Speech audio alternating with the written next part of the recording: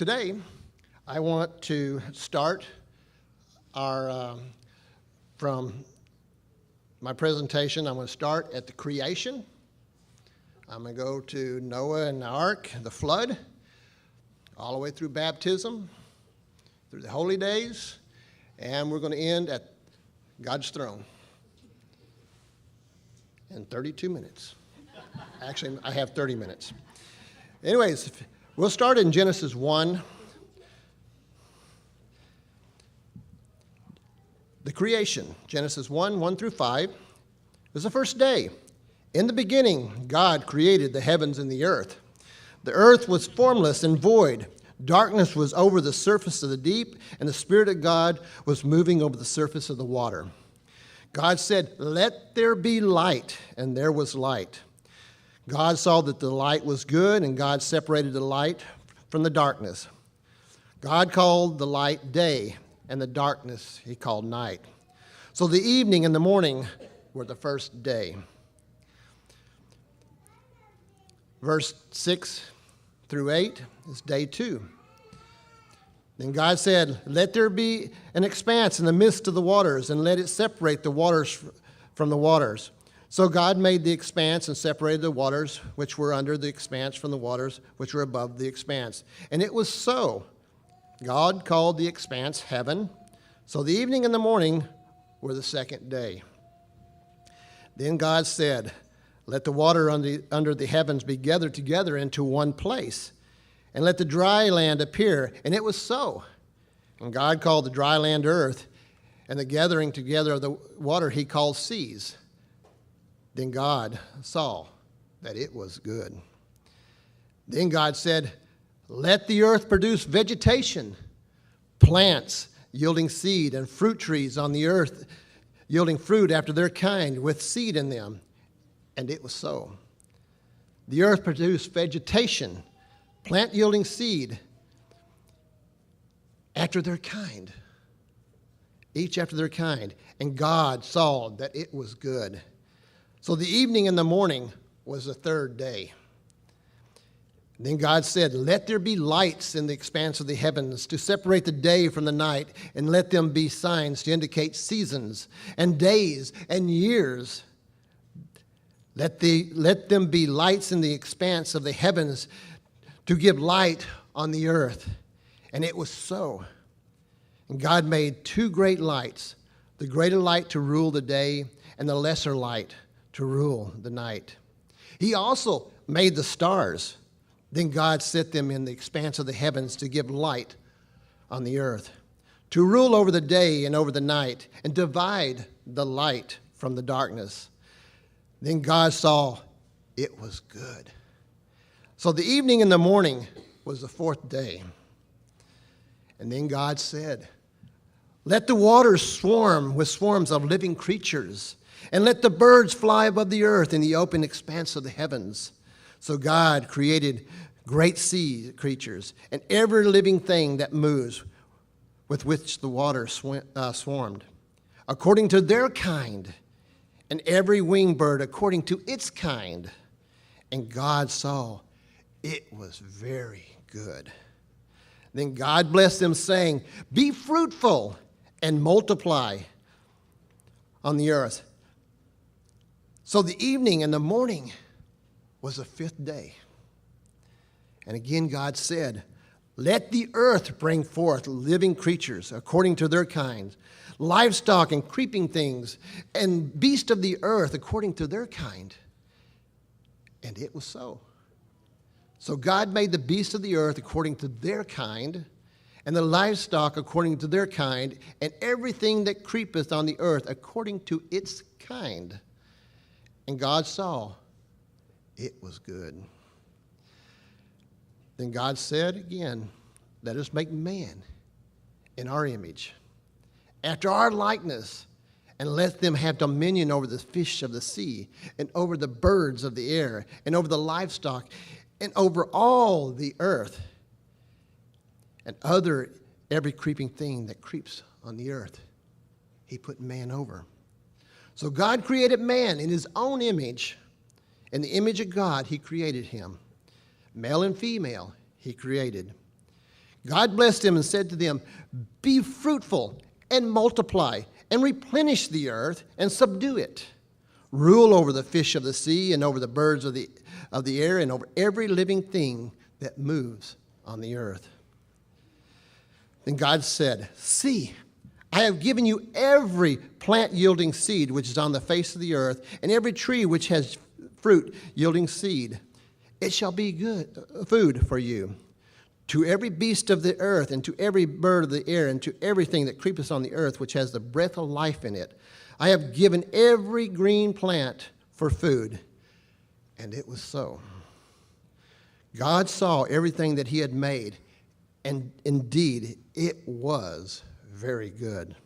So the evening and the morning was the sixth day. In Genesis 2 through 3, we have day 7. On the seventh day, God completed his work, which he had done, and he rested on the seventh day from all his work which he had done. Then God blessed the seventh day and made it holy, because on it he had rested from all his work which he had made. Were the days of creation 24 hours each, just like our current days? Each of these days were marked by an evening and a morning, indicating that they were normal length when when Moses received the 10 Commandments. God told him that the people were to work 6 days and rest for 1 day, because that is what he did when he made everything. And that we find in Exodus 20, 8 through 11. You know, God created the perfect world. Genesis 2, 8 through 15. He created the perfect world.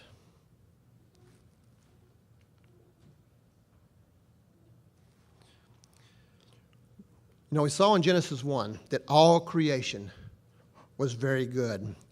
There was no suffering, no death. Since God is perfect, it makes sense that his creation was perfect. At least it was till sin entered it. You know, some people object to the notion of a perfect creation, since the first man and woman had the opportunity to rebel. In their view, a perfect creation could never become imperfect. This confusion is a result of shifting one's definition of perfect to another. When the claim that creation was perfect, it uses the most common definition of the term. It was without fault or blemish, not a less common meaning that refers to something or something that is incapable of corruption, like God the Father.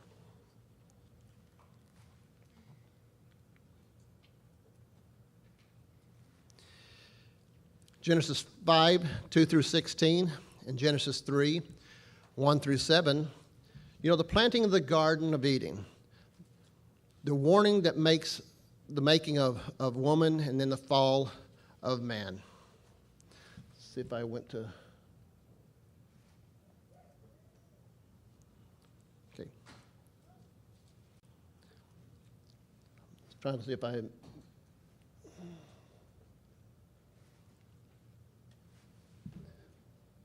Trying to see where I'm at. I'll go with this. You know, the planting of the Garden of Eden, we see the command to Adam to tend the Garden of Eden. All was good for food, except for verse 17, says the tree of good and evil was not for food, or you will die. You know, God told Adam that he was free to eat from any tree of the Garden of Eden, except for the tree of knowledge of good and evil. You know, the Lord also warned him that the penalty for rebellion, sin, was death. And one day, the serpent tempted Eve. He told her that she would not die if she ate the fruit, but instead her eyes would be opened and she could be just like God, like a God. When she saw that the fruit looked good for food, you know, delightful to the eyes and desirable for wisdom, Eve ate from the fruit. She then gave some of it to Adam, and he chose to eat it as well.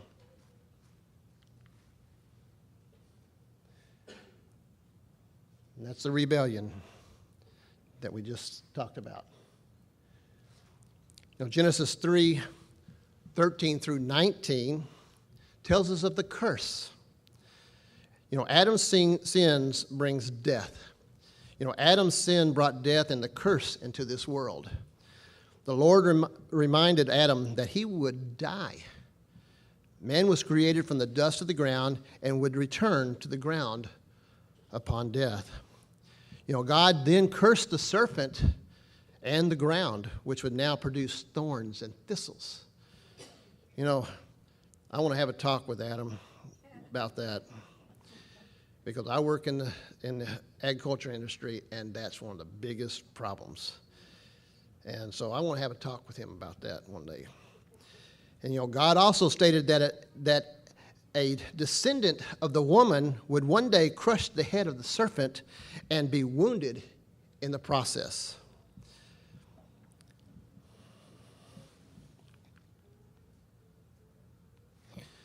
Genesis 3:7 through 8, in verse 21, shows us God provided a substitute, the first sacrifice. Knowing they had sinned against God, Adam and Eve attempted to hide from his presence. In shame, they sewed fig leaves together to cover their nakedness. Although they deserved to die for their sin, God showed mercy and provided coverings for them by killing at least one animal in their place.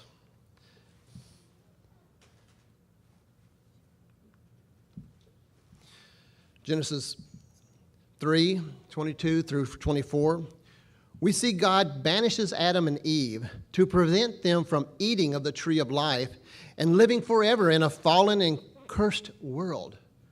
God banished Adam and Eve from the garden. He set angelic beings called cherubim as guard with flaming swords to prevent anyone from returning. One of these days, if I get this, my mind starts floating around, getting out in the la-la land sometimes.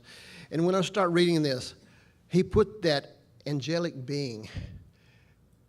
And if somebody's over if they could find out where the Garden of Eden was and just accidentally stumble upon these angelic beings, I just hope I never do that, because I know it scared me to death.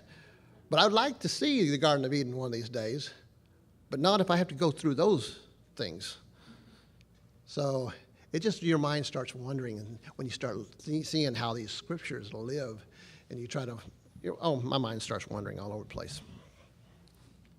So before I get in trouble, we go to Genesis 4:1 through 15.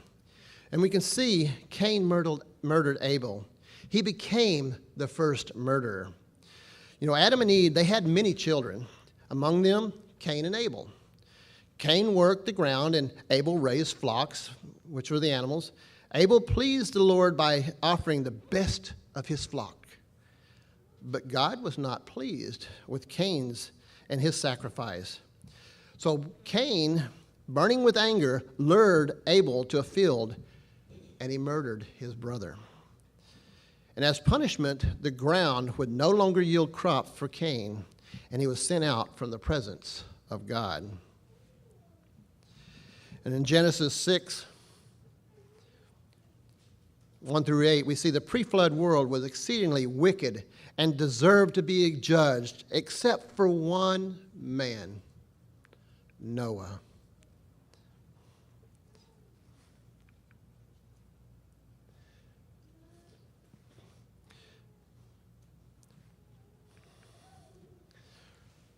So what does the Bible say about Noah?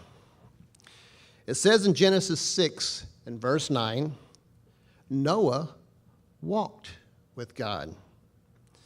And we're told in Genesis 7 and verse 1, and also Ezekiel 14 and verse 14, and Ezekiel 14 and verse 20, 2 Peter 2 and verse 5, Noah was a righteous man and a preacher of righteousness.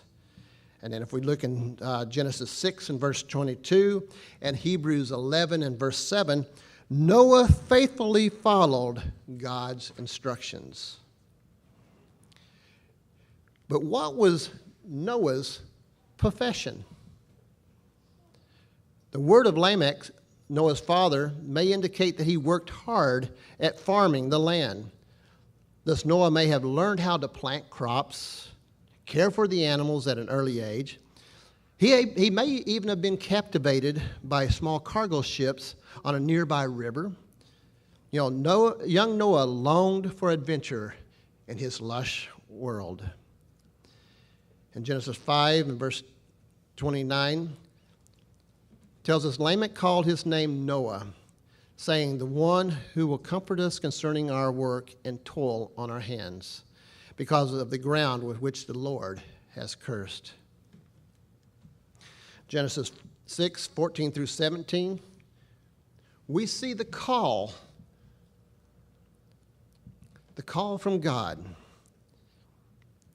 It tells us, you may make an ark of gopher wood.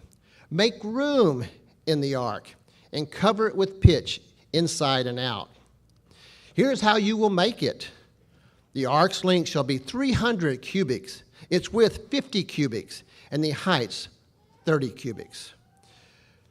You know, most people have different definitions of what a cubic is. There's several different cubic, but for the sake of this sermon, I'm going to use what they called the 20.4 inch cubic, which is from tip of the finger to the elbow, is 20.4 inches.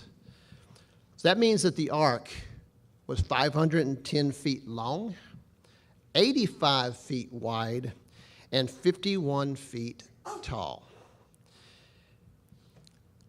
And we continue with his instructions. Make a window for the ark. Finish it to a cubit from above, and set the door in the ark's side. One door in the side. Build it with lower and second and third decks. 3 stories, basically.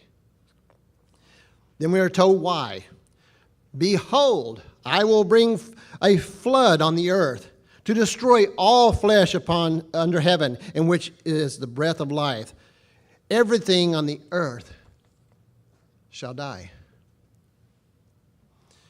You know, we had an opportunity, my wife and I, to discover the ark. We were able to go to the ark this year and see it. It's in the United States. It's a replica of the ark. So I want to show a picture of the ark and what it looks like and how big and how, again, people say, oh, it's the ark, the flood. It's a myth. It's not really there. Evolution says it's not. It's not big enough. But we will get into showing how big it is. This is a picture of the ark. According to the designer in Kentucky, that's where the ark is located. Pretty big. Notice the one door in the ark.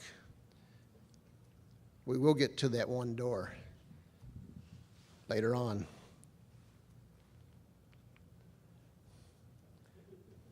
My wife and her mother, the elephants are ready to go in. Everybody's ready to go. And we were going up to get in. Oh, even the camels were there. The lion, the canine kind. And there's the giraffes. The front of the ark, and I'm looking up, that's 5 stories. 5 stories tall. So if you're staying in here in the building and you're on the 5th floor and you look down, you're on the top of the ark.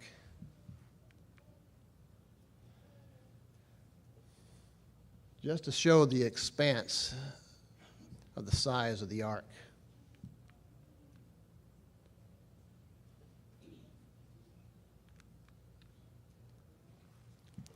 So we welcome everyone to the ark. You know, Noah is in his 600th year, and much has happened. You know, his father, Lamech, he passed away 5 years ago. And his grandfather, Methuselah, he died in the past year at the age of 969. You know, 7 days ago, the Lord commanded Noah to enter the ark along with his family. All the people that were out around the ark were laughing, calling him names. The Lord commanded, enter the ark along with your family. So Noah and his wife and their 3 sons and their wives, they spent the last part of the week loading the animals and are now storing the last of the provisions to the ark. But they need to hurry. We all need to hurry if we want on. If we need to get in that ark. The storm is almost here.